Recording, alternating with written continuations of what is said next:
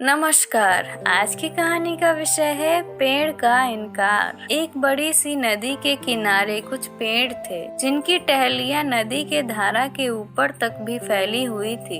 एक दिन एक चिड़ियों का परिवार अपने लिए घोंसले की तलाश में भटकते हुए उस नदी के किनारे पहुंच गया। चिड़ियों ने एक अच्छा सा पेड़ देखा और उससे पूछा, हम सब काफी समय से अपने लिए एक नया मजबूत घर बनाने के लिए वृक्ष तलाश रहे हैं। आपको देखकर हमें बड़ी प्रसन्नता हुई। आपकी मजबूत शाखाओं पर हम एक अच्छा सा घोंसला बनाना चाहते हैं ताकि बरसात शुरू होने से पहले हम खुद को सुरक्षित रख सके। क्या आप हमें इसकी अनुमति देंगे? पेड़ ने उनकी बातों को सुनकर साफ इनकार कर दिया और बोला, मैं तुम्हें इसकी अनुमति नहीं दे सकता। जाओ कहीं और अपनी तलाश पूरी करो। चिड़ियों को पेड़ का इनकार बहुत बुरा लगा। वे उसे भला बुरा कह सामने ही एक दूसरे पेड़ के पास चली गई। उस पेड़ से भी उन्होंने घोंसला बनाने की अनुमति मांगी। इस बार पेड़ आसानी से तैयार हो गया और उन्हें खुशी खुशी वहां रहने की अनुमति दे दी।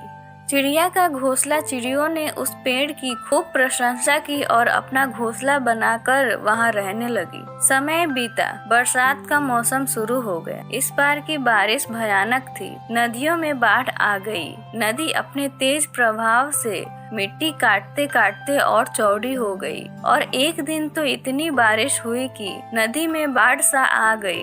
तमाम पेड़ पौधे अपनी जड़ों से उखड़कर नदी में बहने लगे और इन पेड़ों में वह पहला वाला पेड़ भी शामिल था जिसने उन चिड़ियों को अपनी शाखा पर घोंसला बनाने की अनुमति नहीं दी थी। उसे जड़ों सहित उखड़ता नदी में बहता देख चिड़ियों का परिवार खुश हो गया, मानो कुदरत ने पेड़ से उसका बदला ले लिया हो। चिड़ियों ने पेड़ की तरफ उपेक्षा भरी नजरों से देखा और कहा, एक समय जब हम तुम्हारे पास अपने लिए मदद मांगने आए थे तो तुमने साफ इनकार कर दिया था। अब देखो, तुम्हारे इसी स्वभाव के कारण तुम्हारी यह दशा हो गई है। इस पर पेड़ ने मुस्कुराते हुए चिड़ियों से कहा, मैं जानता था कि मेरी उम्र हो चली है और इस बरसात के मौसम में मेरी कमजोर पड़ चुकी जड़ें टिक नहीं पाएंगी और मात्र यही कारण था कि मैंने तुम्हें इनकार कर दिया था, क्योंकि मैं नहीं चाहता कि मेरी वजह से तुम्हारे ऊपर विपत्ति आए। फिर भी तुम्हारा दिल दुखाने के लिए मुझे क्षमा करना। और ऐसा कहते कहते पेड़ पानी में बह गया। चिड़िया अब अपने व्यवहार पर पछताने लगी।